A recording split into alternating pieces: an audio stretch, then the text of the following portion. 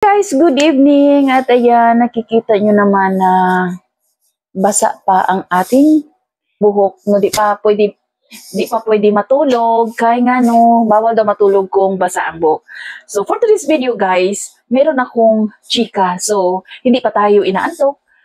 Chika muna tayo. So guys, sino sa inyo ang hindi nakapanood sa Showtime? Ito siya guys, ipakita ko yung end part na sobrang iyak ng lalaki. So ayan siya.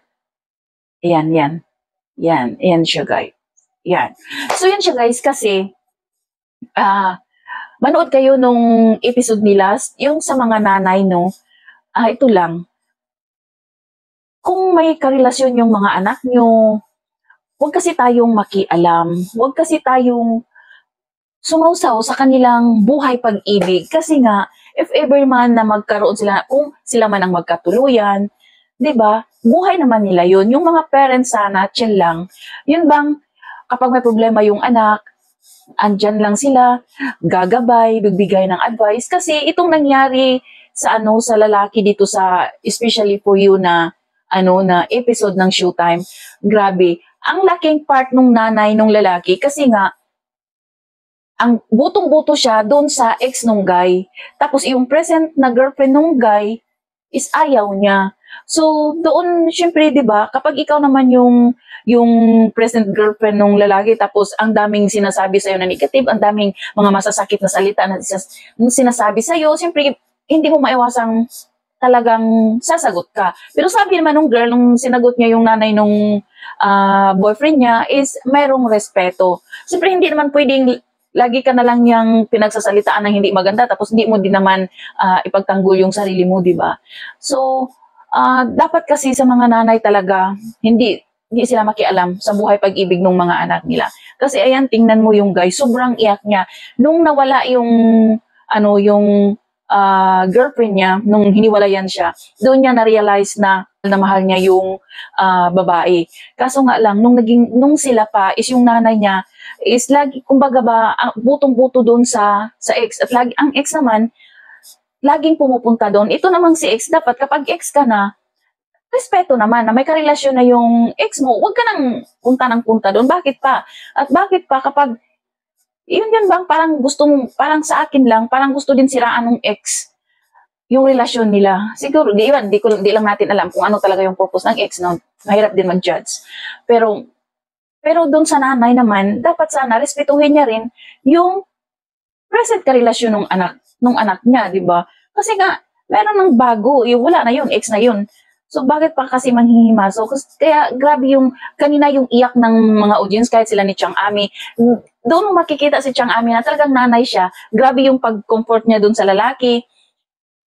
Pati sila ni Vice, sila ni Bong, basta lahat ng host doon kasi grabe yung iyak ng lalaki na talagang sa 2 years na hindi sila nagkita, binago niya yung sarili niya, na talagang nagbago siya kasi nga, yung inspiration niya is yung girlfriend niya, kaso nga lang, chinat niya, ayaw na talaga, hindi na masyadong nag-reply, hindi na nagre-reply. Tapos tinanong ni Vice kung bakit, nireplyan mo ba nung nag-chat yung guy? Sabi niya, nireplyan niya pero hindi niya na masyado binasa yung whole na message kasi sobrang haba daw.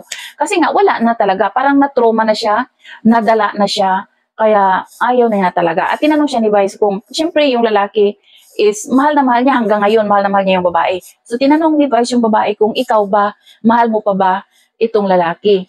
Sabi ng babae, hindi na talaga, wala, totally na wala na, ayaw niya na, gusto niya ng makahanap ng bago, kaya siya nandoon. Siyempre, di mo rin masisi si girl kasi nga, ang pinagdaanan niya, at siyempre, ubos na siya.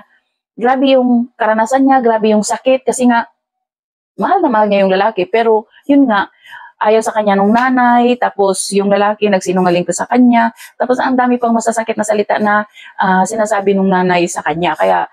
Kaya inong end part, yan yung end part na kung paano kinomfort nila ni Chang Ami. So, sa mga nanay dyan, sana makapanood kayo nung episode ng February 3 para meron din kayong matutunan. Huwag kasi yung mga nanay, huwag kayong makisawsaw sa buhay pag-ibig ng mga anak nyo. Di ba? Buti na lang wala talaga akong anak. Di ba? Kasi siguro kung ako may anak, hindi din ganyan. Hayaan ko siya. Kung madapa siya, andyan ka lang na parents na gagabay, support, Kasi yung mga anak mo habang nagkakamali sila, kumbaga kapag nagkakamali sila at kung nadapa man sila, doon din sila magiging strong, maka-learn sila ng lesson. Pero as na ako wala akong anak, ewan ko lang kung ano ba talaga ang maramdaman ng isang ina. Pero marami din naman ako nakikitang mga ina dyan na talaga namang supportive, yung hindi nakikialam sa buhay pag-ibig ng mga anak nila. So yun lang guys. Thank you for watching, at sa mga nanay dyan, panoorin nyo ang Showtime na February para mayroon kayong matutunan. Kasi I'm sure sa nanay nung guy ngayon, napapanood nyo yan. At, di ba, ang sakit-sakit nung makita mo yung anak mo na grabe yung epekto sa kanya nung ginawa mo. Isa ka sa nag-contribute kung anong sakit na naranasan ng anak mo. Di ba, sa isang nanay ang sakit kaya nun. So, yun lang guys. Thank you for watching and have a nice day.